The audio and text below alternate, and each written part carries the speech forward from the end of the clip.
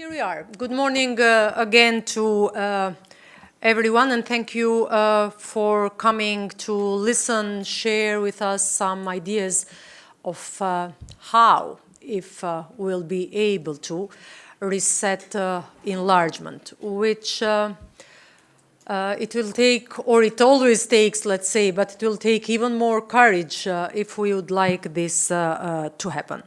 So this is well, actually, I've lost count on how many times I've sat on, prepared, learned, listened to panels that discussed about the EU enlargement over the past 20 years.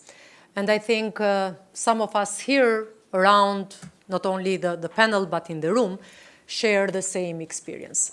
Over the last 20 years, we have been posing questions, looking for answers, provoking discussions, trying to be creative enough, lobbying or trying to advocate on why the enlargement with the Western Balkans is a win-win project with the EU.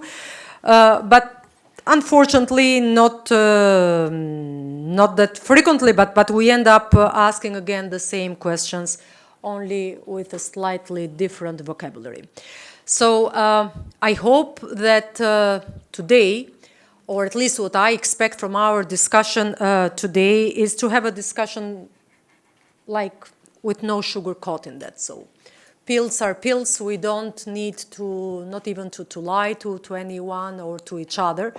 And we just need to discuss if there is any chance how we can reinvigorate the process that now it's not only important because of enlargement itself or enlargement with the Western Balkans, but it's important because Ukraine and Moldova and Georgia, let's hope as well, and other countries are in the process of enlargement and will join in the near future.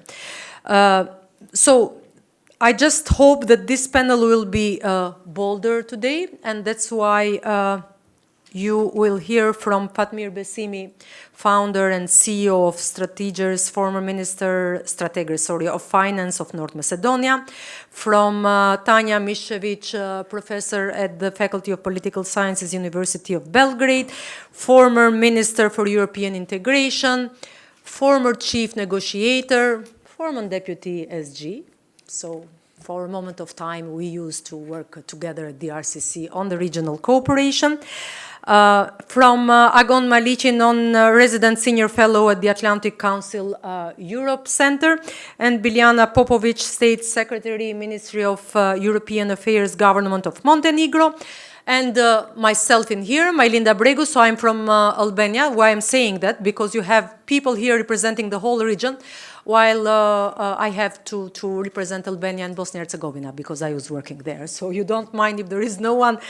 It was no one available, let's say it frankly, coming from Sarajevo to join us in this panel. So I hope that we will try to treat the enlargement, and I'm not taking the time of the panelists because this fits in my time as a moderator, not as a rhetorical exercise, but as a strategic commitment. For some of you, it is well known that the Italian former Prime Minister, Mario Draghi, prepared a 400 pages report that was commissioned by the European Commission, delivered with a lot of proposals and insights of how EU should change, or in our language, in the language of the panel, reset itself. So what Mario Draghi actually said in that report, and don't be afraid, I'm not going to read the report here, is that the continent is ill. We know that the EU is a slow-moving animal, so only 11 out of the recommendations of Mario Draghi are in the process of being implemented, so it will take a lot of time if what Mario Draghi proposed will be implemented. But nevertheless, I'm just quoting him now when he says that Europe is ill-equipped in a world where geoeconomic security and the stability of supply chains govern trade relations more than efficiency. For more than 55 years or even more, the European Union, with 450 million consumers, believed that its economic weight came along with the geopolitical power and influence in the international relations. But the problem is that this world does not exist anymore, and many of its defining features have already disappeared. So to make enlargement both credible and achievable, maybe it's better to think of it as integration by, not accession by miracles. The next multi-annual financial framework, 2028-2034, is already in the process of discussions in the European Parliament. It passed from the European Commission. And there is one thing for all of us who have been trying to have a look at the first draft of the new multi-financial framework. If you go in there, you'll see that there is not, let's say, a separated portfolio on enlargement. There are more than 44 organizations from the Western Balkans, civil society organizations, Ukraine, Moldova, that signed a paper under the leadership of European Plus, which is a think tank based in Tirana, that signed a paper, an advocacy paper, trying to ask, asking and trying to have a positive feedback to the European institutions to have a dedicated embedded budget on enlargement within the next multi-financial framework. A dedicated enlargement envelope within the next EU budget would not only send a strong political signal that the Union is institutionally and fiscally ready to welcome the new members, but as well as is going to make the process more tangible.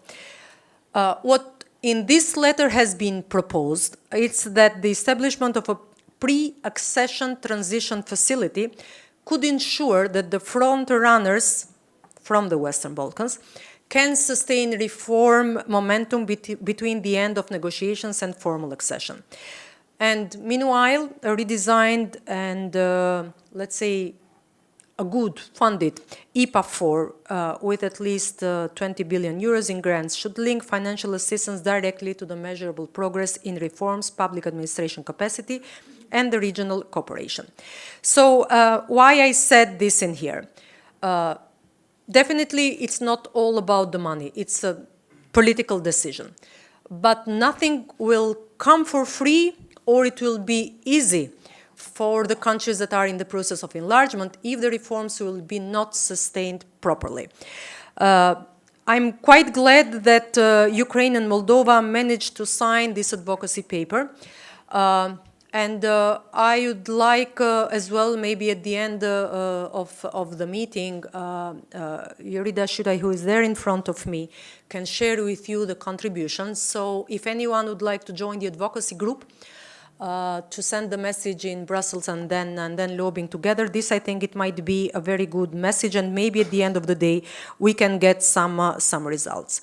So said that, now we'll go to that, let's say, free-flow political discussion on enlargement.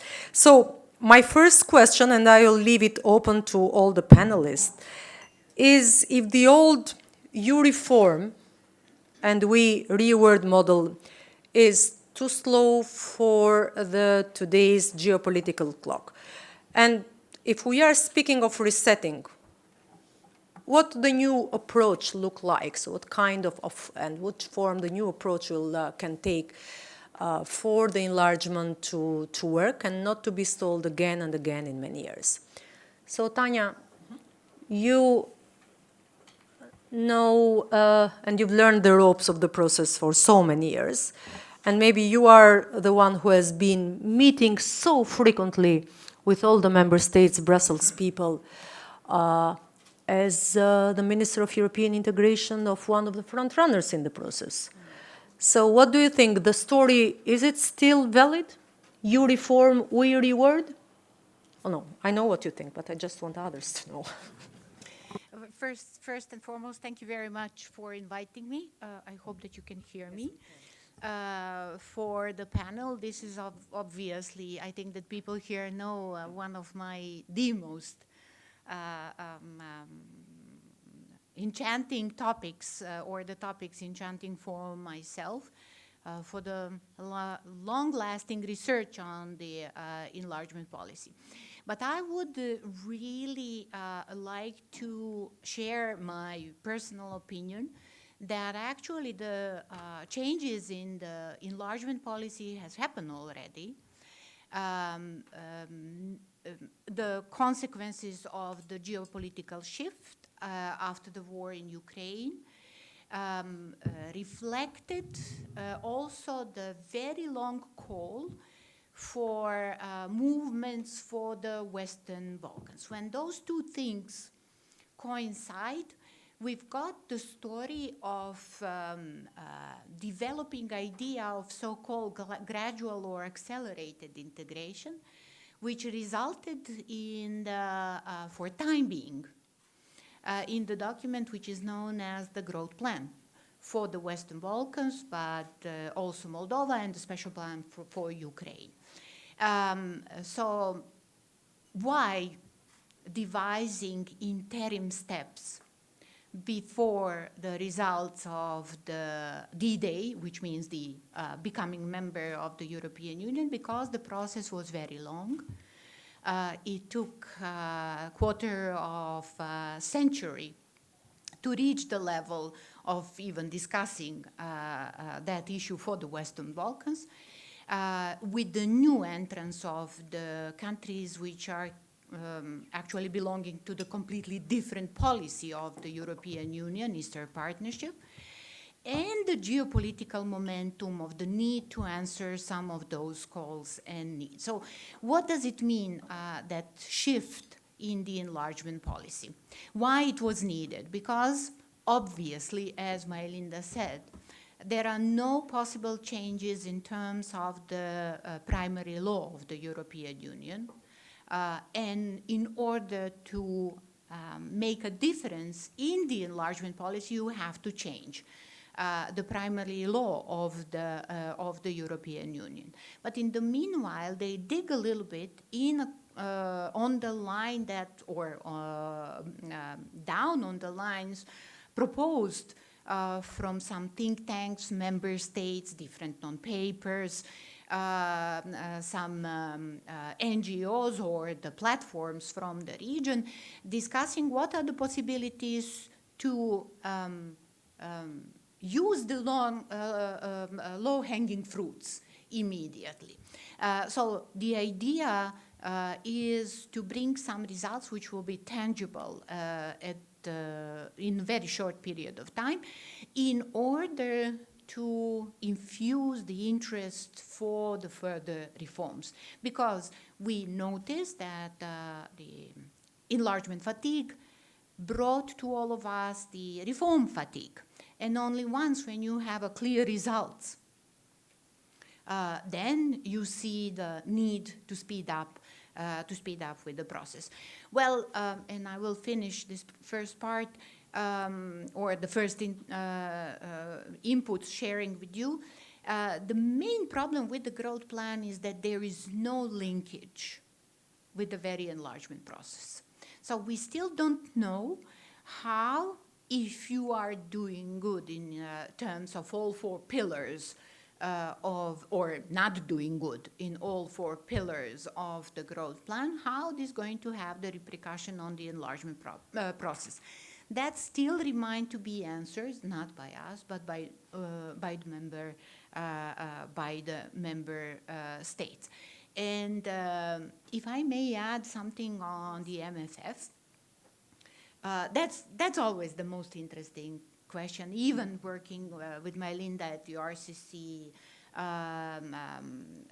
and discussing further some of the issues. Convergence was one of the topics.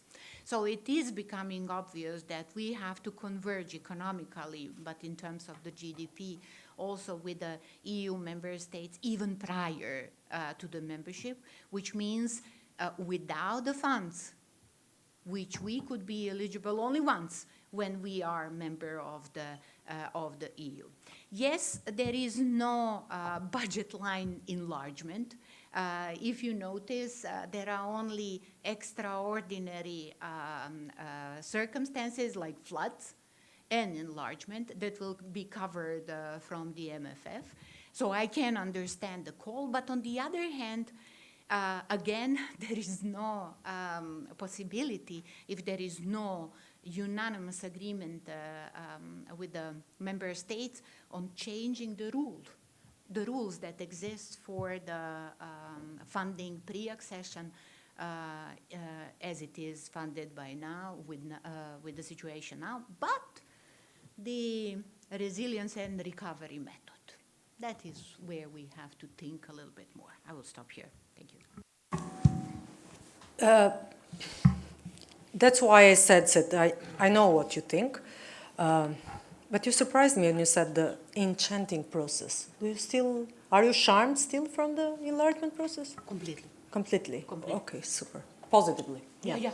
Okay, that's great to hear. So when it comes to the MFF, this is not a story of the last years, as Tanja said. So I remember at least from the 2010, we have been discussing on the necessity for the EPA funds, so the pre-accession funds, to be a bit more, to be robuster in the process of membership than afterwards, because the country has to prepare the reforms, has to change everything, and so on. I'm not anybody who is really, so I'm not a finance person. Fatmir Besimi is a finance person here, and I'm going to ask him. But based on the calculations, if all the Western Balkan 6 are going to join EU today, given the estimation, the cost in the EU budget, the plus, what they have to pay more or dedicate more to the 6 of the Western Balkans is only 1% of the current EU GDP. So, Fatmir, now I'm asking you, in real terms, would this or will this really bother EU that much? So I don't want this conversation to be merely a financial one. But we heard a lot during the last years. First it was EIP, then it came the growth plan. And then what Tanja said is quite right, and that's the weakest part of the chain of the growth plan that is not linked with enlargement. We try to make it and to form a linkage with a common regional market in the region. And gladly we managed to have some of those priorities within the growth plan. But the problem is, what are the mechanisms needed to ensure that this region is not a burden to the EU budget and the GDP, given that the EU has bigger problems now, like the defense on the war in Ukraine and so on? Thank you, Majlinda. I would also more specifically on this MFF, I want to reiterate what you initially mentioned and congratulate for this initiative. And I also want to repeat what Majlinda said, to invite everyone for this initiative for MFF for the next period, to add more weight to the funding of the enlargement process. And it's not for the Western Balkans, it's for EU itself. Actually, talking about the Western Balkans, it's talking about the EU, how it should look in the future. And it's just a coincidence that it was the first forum of EU enlargement organized this week by European Commission. And that's a positive sign, but it took so long. Also for the institutions that, going further, not just on these formal processes, but opening the debate and talking about these strategic issues. And I will come to this point of the finance. When you talk about big reforms, about big initiatives, big ideas, at the end of the day, the reality is so cruel. It's a matter of facts. You have to finance it. It has cost in money, cost in time, in institutions, in capacities. And this is this initiative. This is what we want the voice from the Balkans to the decision makers in the EU. And it's not the money that we're asking for, but the support for the reforms. And the arguments for the EU enlargement itself, because when you are talking about the politicians in the region and in Europe as well, actually to be honest, politicians, their vision and dioptria is still the elections, unfortunately. That's the reality. And when you calculate this, and some of populist politicians, make these trade-offs, and you end up with heavy reforms not moving forward. And here we are stuck with rule of law, with corruption, with public administration reform, and of course, infrastructure, which are big projects, but takes decades, some of them. And all of this now we see as key priorities. So this is where we see this initiative about MMF. And just to bring this in numbers, and in numbers, when we calculate per capita, the IPA funds for the Western Balkans, it's about 150 euros per capita annually. And the new member states, with all structural funds, not going with all EU policies in the budget, but only the structural funds and regional funds for the new member states that they are getting from EU policies, and which I think is right one, is 3,000. So it's 20 times more. Every day, 20 times more being in the European Union. And there are a lot of studies. One of them also I have been doing on this during the sabbatical about what is the power of being member of EU and how the convergence happens. There is, we have seen many studies, academic studies, but also in the policy documents, where you see the convergence happens or accelerates after they join the EU. And, there is, especially, I see this is specific also when you come to these reforms, which are rule of law, and for small countries like ours in the region. And whether it will be a cost or a burden for European economy, it's around 20 million market. And it's only, we can just, one of the latest members, which is Romania, is bigger as a number than the whole region that we are talking. So in terms of the economics, it's not really an issue that will be for the budget, for Europe. But in terms of strategic points, I would like to reiterate, and probably will come later with other questions. I think strategically, the Western Balkans is part of the European future. And so this is what both sides should do.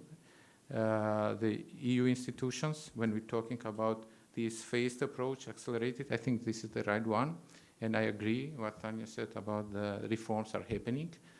But the pace of reforms, this is the challenge that we are facing, and probably as a third party in this, instead of the policy makers on one side, the civil society, and our voice can contribute to this process. So I will stop here. Probably, I hope I gave some insights of what you were asking to me.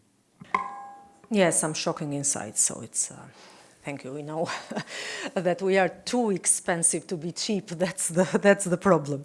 Agon.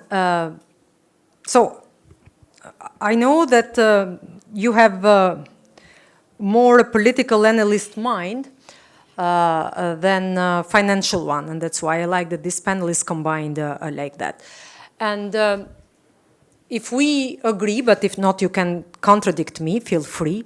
I think that the enlargement today is more a security enlargement, has more a security enlargement logic.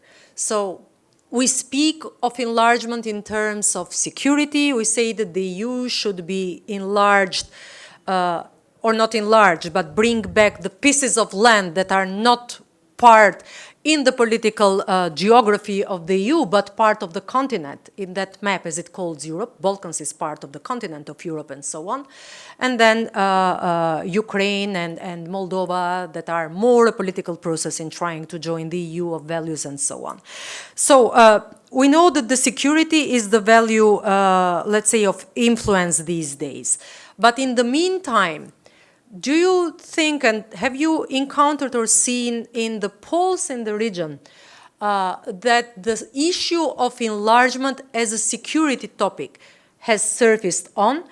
And what do you think on this stage accession, how that can remain both credible and active for citizens? And said that, I have to say that myself and Tanja were not happy when the staged accession was proposed first. And we said, no, it has been promised something else. Why now we should change the rules of the game while we are playing it? No, is it true? I'll ask you later if you still think the same. So it's the same still. Okay, you are not a minister anymore. You can say it loudly. But please, Agon, the floor is yours. Thank you, Majlinda. Several questions in that question. Absolutely, we keep talking about the EU as an economic bloc, but first and foremost, it is a peace project. It enabled peace in Europe for many decades. And we could see a clear correlation between when enlargement actually stopped in the region, and we have to say that it actually stopped over the last decade. There was no enlargement policy. There was effective, I would say, more containment policy over the last decade. We could see that when that happened, the security situation in the region deteriorated because we lost that certainty of, this idea that borders will no longer matter, and suddenly over the last decade, borders became more important. So I absolutely agree that the more, and now we have a new dynamic, which I think is very important to note, and it's, after 10 years or more, I would say, of being very skeptical and EU bashing, I think from our side in the region, I think it's now a time to realize that there is a window for those who understand it and who want to use it. And there are two countries that are clearly actively trying to use it. And I think that could serve as a positive, create a positive dynamic in the other countries of the region to see the benefits, not just economic, but also security ones. In terms of the polling that you mentioned, the polling is still positive in the region. People in the region still want to be members of the European Union, except for Serbia, where the percentage remains low. But still, we have a more than 50% support. I think somewhere, according at least to the IRI poll, the support is still there. But when you ask the question, do you think the EU wants us? It's much lower. So there is a perception that the EU still does not want us. And if you ask the question, do you think there are benefits, specific benefits you expect from EU membership, it's even lower. I saw that, people still believe, I think mostly around the 40% range, that people really thinking that it will provide some benefits. So I think, this economic aspect that was mentioned, people are still not really aware of what it will bring, how transformative it would be. Mr. Besimi mentioned the numbers, but when you don't experience, when you don't see it, that does not really, that really affects how much people are willing to fight for something or drive something. So we have a moment now where a window has been opened, but I don't think we have enough drivers domestically in the region. In some countries there is political leadership willing to push it, but there is no societal drive to push for it, because it looks like the forces that want to preserve the status quo are still stronger than the ones that want to drive change. And there are various, I would say, reasons for that. One is economic, of course. Some businesses that are used to working in this kind of environment with poor rule of law would definitely not like more rule of law. And that impacts how politicians also look into the situation. But it's also because the EU has, I think, we're now paying the cost of the last decade of the EU's loss of credibility. The window might be open now, but there's been a lot of damage done over the last 10 years. Whether at the state level, at the public administration, we've seen regression in state capacities throughout the region because of lagging in reforms, but also in public perception and trust that the EU is actually a positive actor. So, while I think it's really positive that the EU is signaling its openness, it also has to signal that it's not open without conditions, and that even if, Albania and Montenegro, it's great that they're moving fast, but it has to also show that they are actually doing something in those societies for people to actually see that there's a linkage between reform and benefits, but also to signal support to those in other countries in the region who want to see change. In Serbia, there's a massive protest movement, which is right now sort of, there's an issue of sort of its orientation on some key issues, and I think the EU could be losing a good opportunity to sort of work with new partners, develop new partnerships in the region. And I think it's fundamentally important for the EU to become a partner of those who want to drive change in these societies, and not of those who just want to, preserve stability. So yes, I think, and I'll end here, going back to the issue of security, a lot of the rest of the region is stuck because of security issues, because of bilateral disputes, and the EU cannot stay sort of silent or neutral to this. It has adopted this approach of, okay, there is this agreement between Kosovo and Serbia, you just have to implement it and we'll just sit back. Or the dispute between North Macedonia and Bulgaria. It has to play a more proactive role in the bilateral disputes, whether that's member states or the Commission itself. Otherwise, the US will reemerge, as an actor. I think the US is actually much more involved than people think it is in the region. Usually then you start maybe complaining about this, but I think there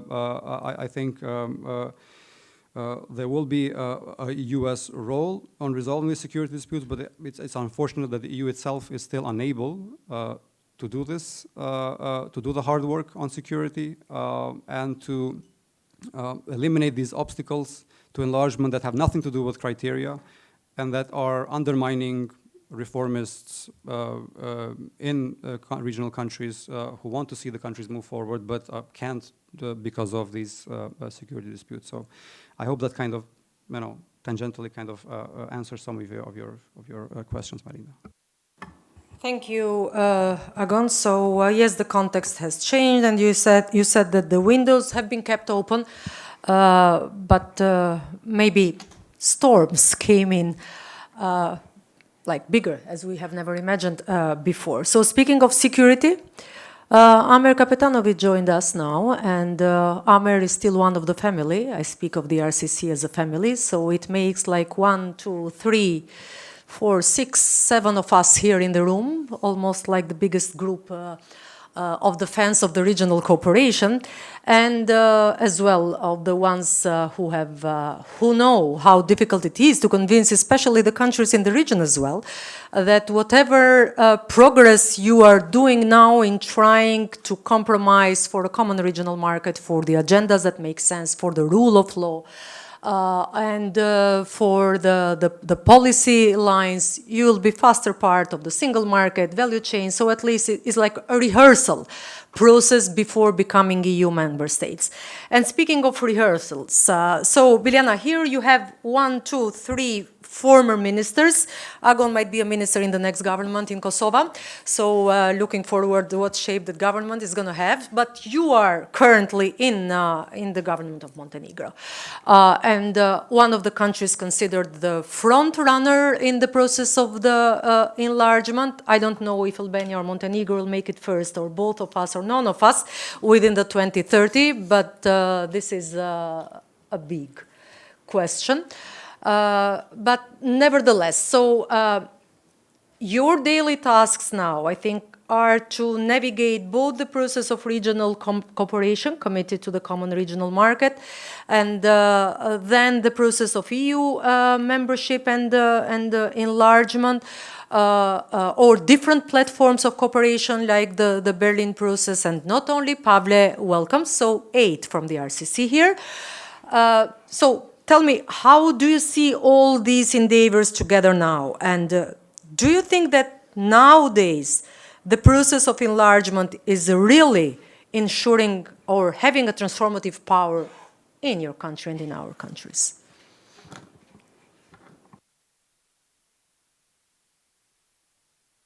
The mic.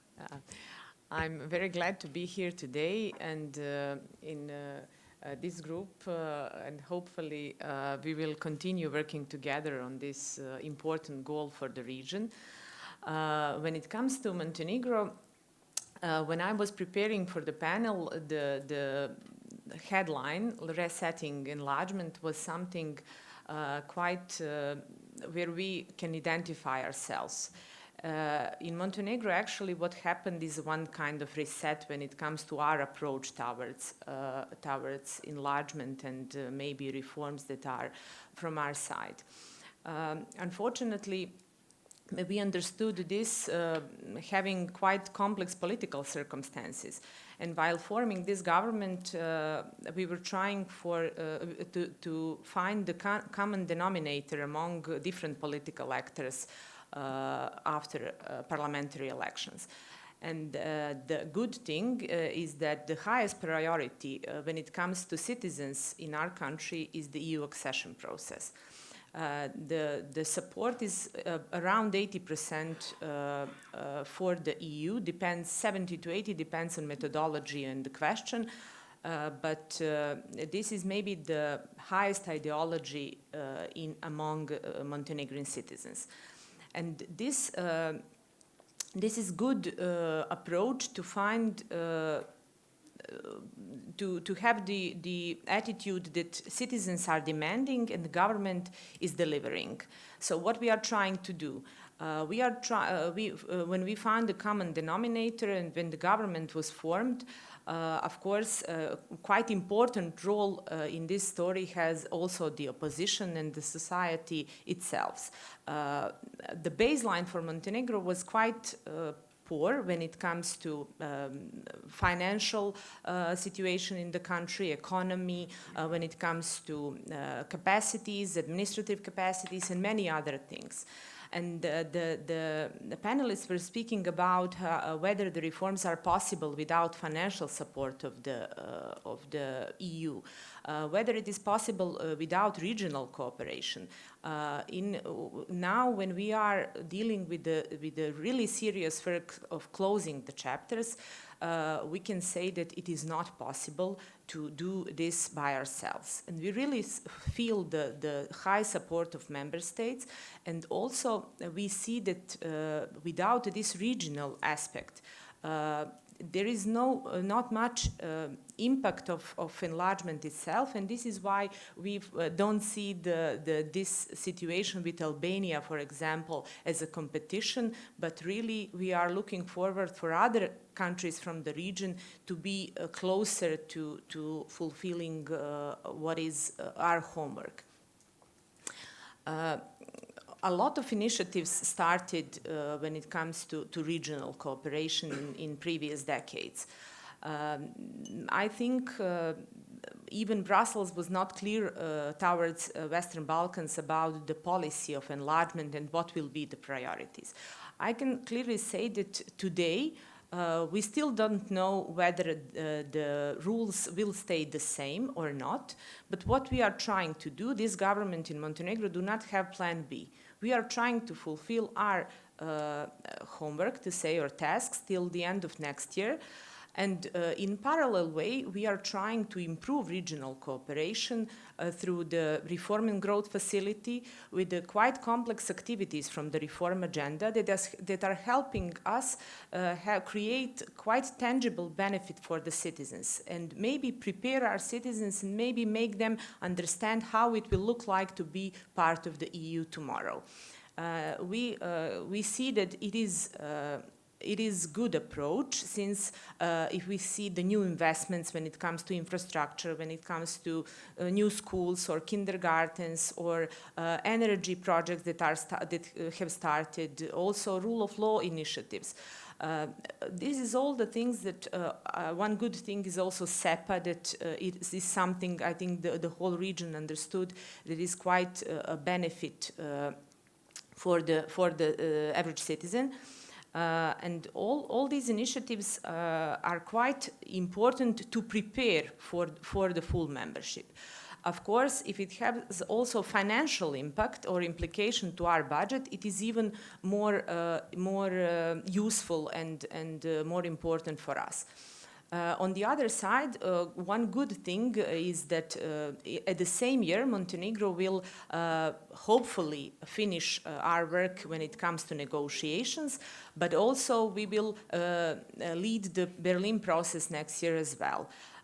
We see that regional cooperation must support and not replace EU accession, and while dealing with both the presidency of Berlin process and finishing the enlargement, I'm not sure whether it will be easy task for the government, but we will try to maybe make a stronger connection between these regional initiatives and fulfilling and bringing us closer, and also the region to the membership.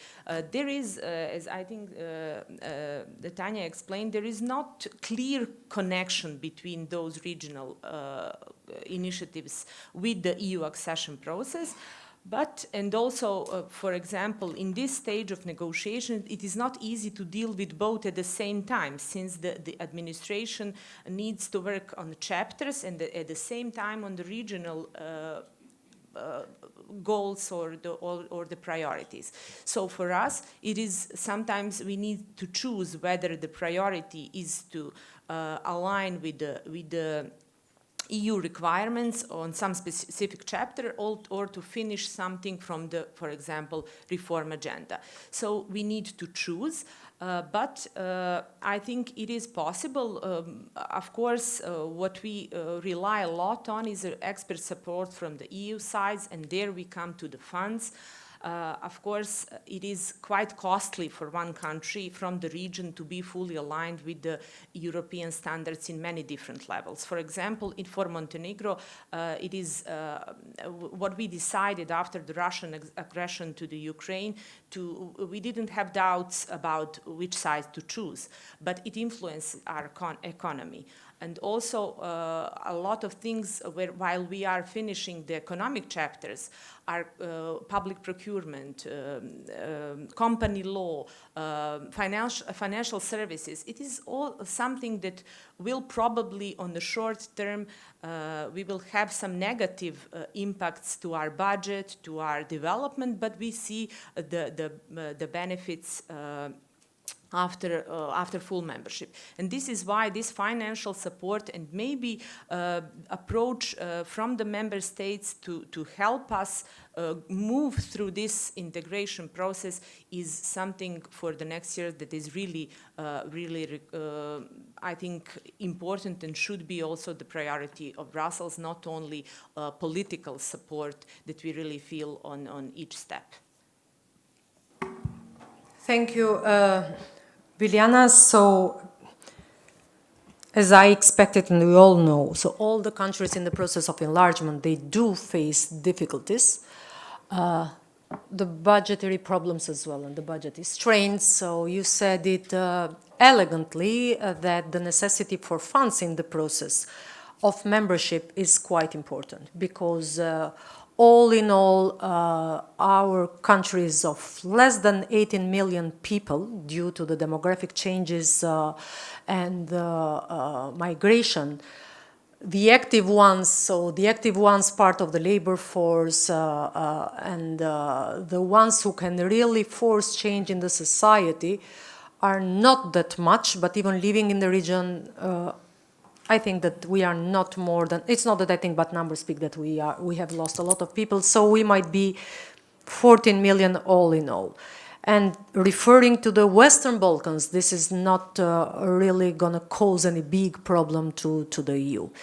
But now I'm opening the floor for discussion. So you heard from the panelists, and trust me, I refrained myself not to pose 2 questions to each, because I wanted this discussion to be a bit, as I said, a bit more creative. Maybe you'll have some ideas that we lost in our 20 years of endeavoring to convince everyone that Western Balkans is part of Europe. So please feel free now, and yeah, just raise your hand and please, and introduce yourself. Thank you very much to all the speakers. Bart Bruin. I'm from the Dutch Embassy in Belgrade. but I have a regional role. I've been traveling the region for several years now, following, together with a team of experts at our embassies in the region, the rule of law developments. And I think it was mentioned by the speaker on the left that there's a discrepancy between, on the one hand, the institutional side of reforms and implementation on the ground. I think you mentioned that there's a lot of interest to keep the status quo in several of the countries. And that's exactly what I've been concluding for several years now, that there's quite a big difference between what we see on the institutional side and what we see on the implementation side. And I think that's the core problem. And that's also confirmed by, if you look at all kinds of data from Transparency International, from the World Bank, you would see that the best performing countries in the Western Balkans 6, which is often Montenegro, is not yet of the level of the worst performers in the European Union. Not talking about individual indicators, but if you look at the whole broad range of indicators, at least we made that comparison. So my question would be, taking that into account, and also emphasizing that the countries have been waiting for a long time to make the step to enlargement to join the EU.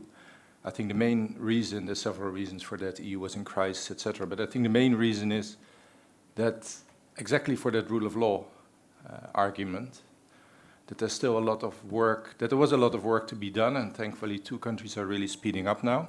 But my question is, if you take into account, and that probably we can expect some of the countries to join in the coming years, how we can achieve that rule of law convergence after accession. Whether you have any ideas of that, because that's also a discussion that's going on now. Looking at countries that joined previously, their convergence, and that's also what we looked into, often stops after joining the EU, because the EU has the leverage in accession phase and not afterwards. So my question would be, how can we still use your experience and knowledge on this topic, how can we still achieve that convergence after the countries join the EU? Thank you. Sorry for taking the floor a bit longer. The question is there to the Deputy Minister? Yeah, that would be former Mr. Miščević, but also the others to jump in. Thank you. So, ladies? Okay, Biljana. Tough question. Actually, we had, it is, I think, quite familiar thing in this room, that for the Western Balkan rule of law is the main challenge. And this is why I mentioned the reset at the very beginning that happened in our country. First of all, political commitments when it comes to rule of law is something that is of the crucial importance. A lot of changes that we need to do in previous years required qualified majority, because we were speaking about preparing institutions, rule of law institutions, to look to go towards higher independence, less political influence, functioning when it comes to efficiency, and many other details. And it was not the easy task, especially for our country, where we have less than 1 million people, in maybe 500,000 people living there. It is not easy to find experts. It is not easy to transform from the captured state to one that is aligned with the EU standards when it comes to rule of law. And I understand a lack of trust from the member states. And this is what we are trying to do, dealing with serious cases and dealing with aligning with the EU political criteria in many different organized crime, corruption, also elections, and many different areas. We are trying to prove to member states and to Brussels that there is no political obstacle for the change. But what we cannot do, we don't. I think someone mentioned a miracle. There is no easy or fast think when it comes, fast solution when it comes to track records, when it comes to appointment of judges, when it comes to training of judges. For example, for us, we had a huge problem with organized crime and corruption. We've started with the reforms, and we believe, having in mind the steps that have been taken, that those reforms will be sustainable.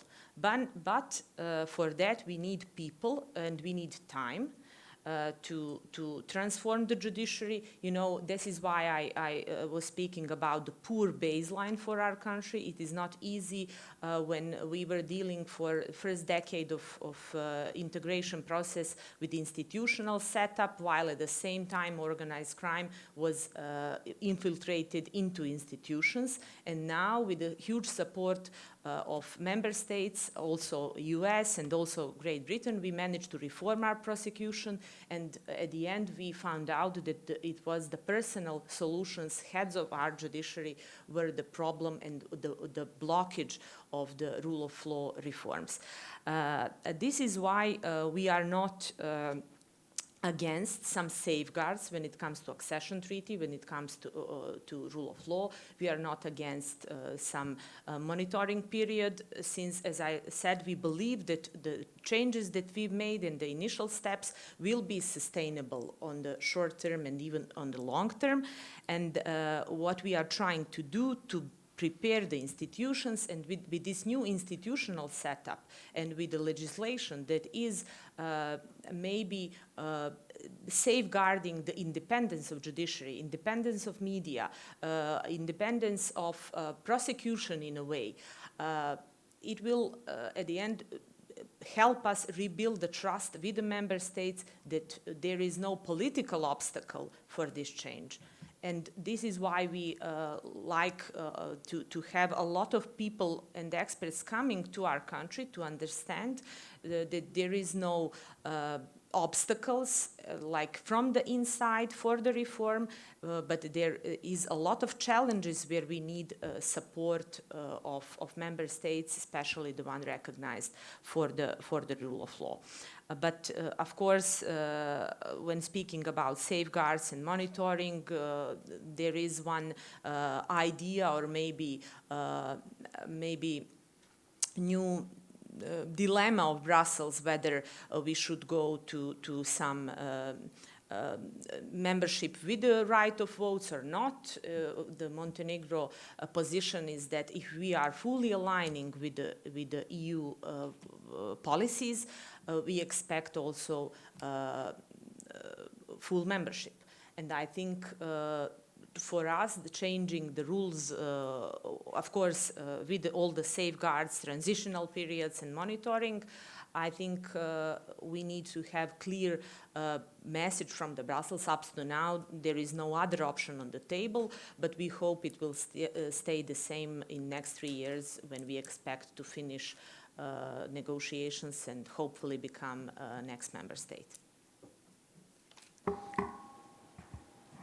Okay, one of the toughest questions is always on the rule of law, and not in defense of the region, but I was trying to check a bit the report from the European Commission rule of law report on all the 27 member states and 4 enlargement countries.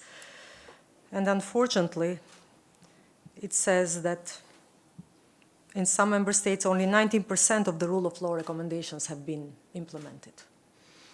So it means that the endeavor is quite hard even for the member states, let alone the countries in the process of enlargement. Any more questions in the room, please? Questions or even some, so yeah, feel free to share your thoughts. Yeah, thank you, Ms. Bregu. Thank you for this panel. It is really very interesting to hear the regional perspectives, and I wanted to ask you, I'm sorry. My name is Dragiša Miječić. I'm director of Institute. All of you are in Belgrade. Well, my name is Dragiša Miječić. I'm director of Institute for Territorial Economic Development. So what's my question? Actually, I wanted to ask you from a regional perspective, how do you see what is strategic in strategic enlargement? Somehow You said at the very beginning, let's be honest, this is a panel where we can speak freely. So what is strategic there? Is that the way for the EU to say, we haven't been interested in enlargement in the last decades, Mr. Maliqi was talking about, and now we will invent the word strategic in order to get in Ukraine and Moldova because of our interest, and then at the other side, we will take from the Western Balkans some or a few of them who fulfill the interests, who fulfill the criteria. So the other point is that the reform process is very important, rule of law, what we have heard from the colleagues from the Dutch embassy. But it is also, we haven't spoke a lot, what about the interest, bilateral interest of the member states? Agon was mentioning a few things about that, but let's elaborate on that. And finally, my question is, what is strategic enlargement when it comes to these issues? Like in the case of North Macedonia, what is strategic enlargement in the case of North Macedonia? And at the end of the day, what is strategic enlargement when it comes to what you have mentioned, multi-annual financial framework? Do we see the strategy behind in these important documents of the EU, or somehow this word is disappearing the way we go further? Thank you. Are the questions for me? For all the panel. Okay, Tanja would like to reply first, but if you want me, I can add my thoughts on that. To add something on your question regarding the rule of law, or I would say fundamentals, I will explain that. So first and foremost, European Union really is not very keen in enlargement. That was shown through the history of enlargement processes of the European Union. And it only enlarges if there is a consensus of the strategic need to enlarge. So this is something that we can see from the very beginning, from the accession of the UK and others back in the beginning of the 70s. So at some point, we thought that the strategic interest for us, for the Western Balkans, will be, to sum up, completion of Europe. That was the idea that we here in Serbia developed since the beginning of this century. Because really the Western Balkan is the completion of what we thought is the Europe as such, without any question mark, as do we belong. But it did not fly. So that was not, it was idealistic approach to the strategic answer to the question. What is now the strategic interest? I think it should be no more rifts inside Europe.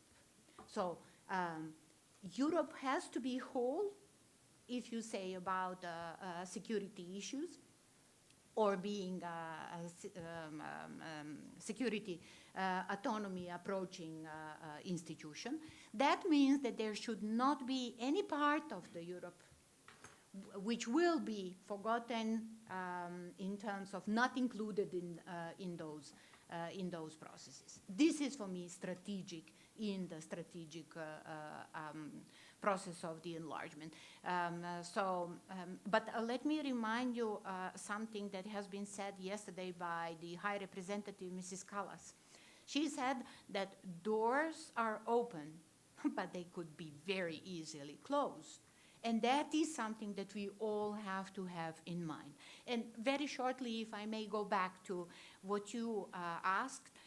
So the story of the rule of law entered very late into the process of integration of the Western Balkans. It happened only 2012, I mean, constitutionally. But then we saw that there is a missing part, how to produce the track record if you don't have additional elements. And the additional elements came with a new methodology, and that is the fundamentals.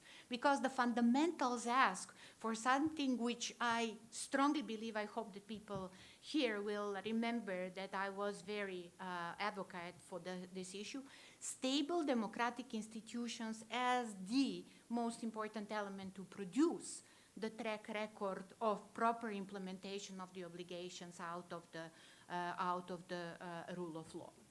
A part of this, and strict conditionality in that respect is needed. This is one of the safeguards before the membership. The second one is definitely the report, the rule of law report as an element of gradual integration, I will say, that is now also applied. With the recommendation, we do not get the recommendations out of the report. It's differ a member state and us from the Western Balkans. We've got the recommendation inside the annual country progress report, whatever is the name now. But the strict conditionality in that matters, which will coincide, is extremely important. There is an instrument after the membership. And I could not agree more. There should not be, and there is no room for the second-class membership. That's why I'm against staged membership from the very beginning. But again, let me quote something which Marta Kos said yesterday, and I really love it. It has to be a very clear and unnoticed instrument which will bite only if there is a misdoing. So that was her explanation, still without any clear idea how this mechanism of further monitoring of the new member states will look like. But we are expecting in maybe in the proposal of the accession treaty for Montenegro, which is also envisaged, congratulate you on this, for 2025 as a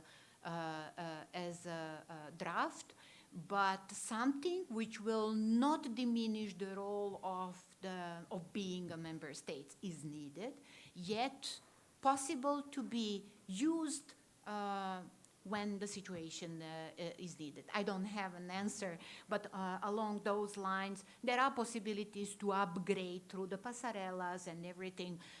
Some of the solution already exist. For the member state used from the European Commission up to now. Thank you. Tanja, well, thank you. So we have like a couple of minutes more. I know that I'm the moderator, so I'm not supposed to speak or give answers, but just some thoughts on that regard.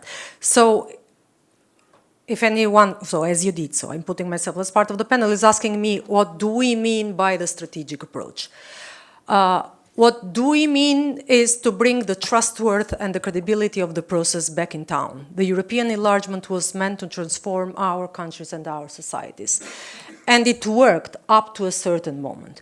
Before the story became too long or a bit, it lost the attraction, let's say. So it was not that interesting anymore. Before the story started to change and became more like administering an exam, checking boxes, numbers, grades in there, new methodology, and so on. And we all know that this was not meant only to give some more headaches to our countries, but because the EU itself was not ready to digest new members, and with all the fears of migration, and then the crisis, the financial crisis, and so on, everything changed. What do I mean by a new strategic approach? I mean that the Western Balkans should be part of the security and defense mechanisms. Cybersecurity, it's a big issue today. Security does not mean only that you should protect your country by weapons. Is security of democracy, security of values, so protecting whatever it has been something that Europe was built upon, and then we are looking for to be part of that. It means that the businesses from the region should start to be part of the supply chains and the value chains.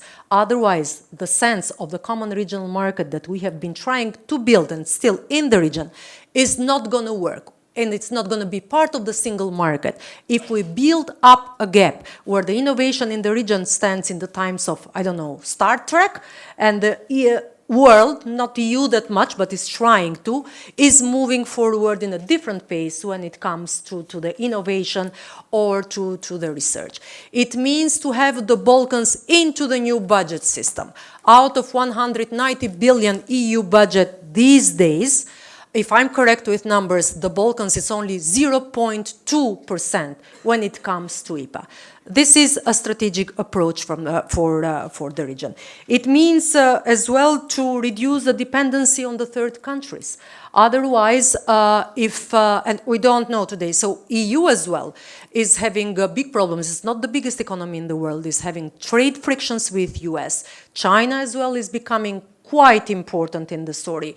EU is not that strong, let's say it openly, when it comes as a market in front of China or US influences. And then other countries as well, the richness is going quite high. And it's not that the G7 is part of the richest group in the world. This as well is a big problem for where the Balkans stands. Strategic, it should be not to create a gap, but to treat seriously the demographic changes in the Western Balkans. And these are not part of the accession chapters. Our region is emptying. Be it brain drain or be it because youngsters have decided to leave because after so many years, and this comes out of all the reports and polls in the region, it came out for many years from our Balkan barometer, and Amir Kapetanovic is having a session that I'm inviting you, he's going to invite you as well, to follow on the Securimeter and see the latest from the region.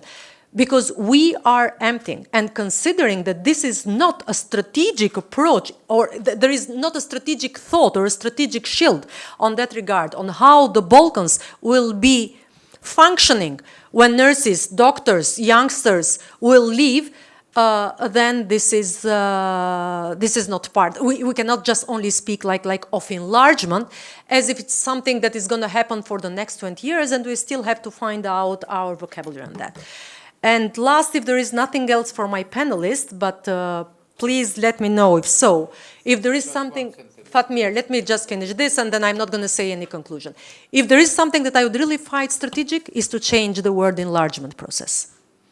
Because this does not mean anymore that we are enlarging the European Union or continent with the Western Balkans countries. For me, it can be clearly closed an evolving EU process. We are all evolving, EU is evolving, is changing. Balkans have been evolving, changing, so /changing. Sometimes it's not that progress is always the first one to speak. So maybe even starting from right and pointing rightly or naming rightly the process that we are part of. Fatmir, please, and sorry for taking. It's fine. Thank you, Majlinda. Your last point, this is what was my sentence about.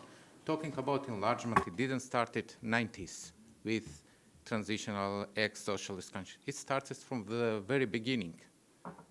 All the process, what we know now, European countries, Europe has been enlarging, getting new members. This is the story of Europe, the story of peace, of building peace. It has been successful in that. Building a strong economy is still a challenge. Building these institutions, as was mentioned here, for promoting democracy, yes, still Europe is an example. It's hard, but it's a positive example. So what we are talking now on this, the next stage of finalizing, completing this process, whatever we call, but it has been always there, always with the initial idea of Europe. This is how EU became. If it didn't enlarge, it could end up only with 2-3 countries today. So just let's continue that process and not looking now Western Balkans or Ukraine or Moldova is something different. No, it's just the same what Europe did decades ago, and it should continue to do the same. So this was my point, sorry, about strategic thinking. Yeah. Please, Agon. Yeah, just to say about this security imperative, that's the term being used for enlargement right now. I mean, Europe is at war. And it's clear that if Bulgaria and Romania were not part of the EU and NATO, of course, at this time, things would have been much more different in the Eastern Front. So there's a clear benefit for having the region in a context of a war at a low cost. We were just in Berlin last week with the Heinrich Böll Foundation. I'm part of the Western Balkan Strategy Group that the Heinrich Böll has. And somebody mentioned that somebody did the cost calculation of how much the Balkans would, if they were members right now, how much it would cost for an average European in terms of cohesion and structural funds. And it basically turned out to be something like €8 per capita for an average European citizen. So basically we cost as much as the Netflix subscription. It's not costly. It has a lot of benefits, but I understand the concerns about the risks on rule of law, because as part of civil society, we share those concerns. Yes, there is much more leverage now during the process, and we hope that civil society and other actors are involved in this stage, because your leverage is our leverage in this moment to sort of make pressure. But there's also ways, as the minister mentioned, to add safeguards in the accession treaties, to phase things in, to develop conditions, as you go. And I think one important element is, because usually when countries join the European Union, support for civil society declined immediately. I think this should be taken into account in the Western Balkan context, that, as an accountability actor, the financing should continue after membership, because we've seen that as being a problem in other countries that have joined. So yeah, I just wanted to highlight that for you. And just to conclude, we do a very bad job as a region sort of selling our story. The EU has done a very bad communication job as well, but we don't go and highlight what we can bring in. We always come in with problems, with 6 narratives, often blaming one another. I think there's a need for more solidarity and joint messaging on what the Balkans can bring in terms of value chains, and protecting European value chains from other actors like China. In terms of defense, but also migration. And this phased accession, it has, and this, I would say, enthusiasm, especially from Albania, on sort of giving away the veto right away. There is also this risk that some countries might accept sort of this second-rate membership, because in exchange give second-rate standards. That they believe, I think, that they would get less sort of conditionality so I think there's also, that should be taken into account,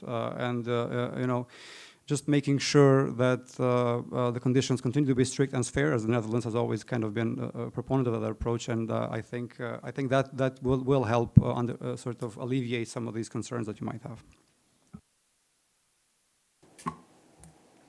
Amer, I'm looking at you. Thank you, Majlinda. I came very late, so I was thinking to actually not taking the floor simply because it's unpolite. I haven't heard all interventions, but I would like just to say a few things on behalf of the Regional Cooperation Council, just to add to this monopolization of this event by RCCers, so many people that used to work with RCC, so it's like... Well, it's a fact, yeah, so we can't deny it. It's hard not to agree with what you all said, actually, and to contradict. And I'm not going to do that, but I'm just going to repeat something which is well known to all of us. This is, and what is strategic, to my humble opinion, is that for the first time in the history of enlargement, out of geopolitical reality, the European Union decided to offer itself to the accession and to actually provide something that hasn't been provided to other candidates before, the gradual access into a single market. And I think this is something, at least to my humble opinion, this can be the game changer. But it doesn't go without a test of credibility of that offer on the EU side, because if EU really mean it, then they need to change the legal ground a little bit on some aspects in order to allow that happen, right? And also the credibility on economies in the Western Balkans to take that opportunity seriously. I invite you all to join us 11:45 at the presentation of Securimeter. Why? Because the main message, we even developed the statistical model, because Majlinda and Tanja and other colleagues know very well, we've been conducting public opinion surveys, Balkan Barometer since 2014, Securimeter last 5 years, but now for the first time we developed some statistical model to see and to compare the trends. Trust is the commodity. Trust is what matters. And I don't want to kind of spoil it now, you will hear it later on why. But I think what is very important, demography, definitely. But why this is historical and why this is strategic? because no one can allow itself yet another historical disappointment. Neither the EU nor the Western Balkans. Because if that happens this time around, in present given political context, I'm not sure that in 10 years from now we'll be sitting and talking about enlargement anymore. So I think I haven't said anything new, and sorry for being late, sorry for probably repeating something that some colleagues already said, but this is how we see it. And that's why we at RCC at least are trying to use next 5 years to maximum extent.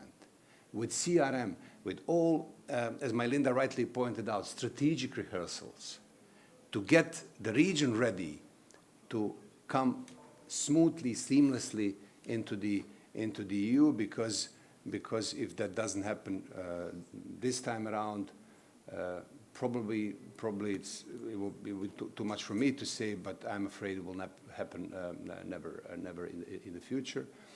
So that's why Montenegrin and Albanian story is so important. It unleashes enormous positive energy, and I agree with you, it's not competition. This is really example that we can walk the talk. And that's why I think we all should be happy because of that, because it unleashed and shows the citizens in our region that it is possible. Just to let you know, for the first time in a decade, trust in the EU is improved to 64% on average. For the first time in a decade. Why? Because of these two cases. Because, I mean, the citizens are weary and tired of declarations and promises. They really want to see the results. And that's why I think this shows as a good example. And I'll stop here. Thank you very much once again. And please join us for the next session. I think it is going to be very interesting for all of you. Thank you. So thank you very much from my side. Thank you, Fatmir. You still have a bitter pill to solve, and I hope something will come out with Montenegro. That's again the veto thing with Bulgaria. Thank you, Tanja. I still am wondering why you left me and came back to your country, to Serbia. So I was a better option at the RCC. So being my deputy was not that bad. Thank you, Biljana, and good luck. Yes, it's a competition, so I'm still looking forward if Montenegro or my Albania will join you in 2030.